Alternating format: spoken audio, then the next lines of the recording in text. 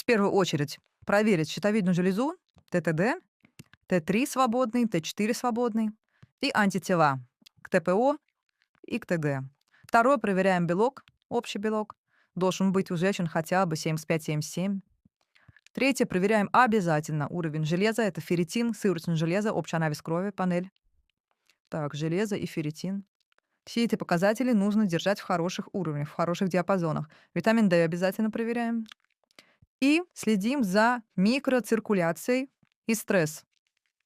Ну, со стрессом это всевозможные практики антистрессовые. Микроциркуляция — это улучшение циркуляции крови, в том числе волосистой части головы. Можно с помощью душа Алексеева, можно руками делать массаж апоневроза головы. И всевозможные местные процедуры, маски, мезотерапия и все такое.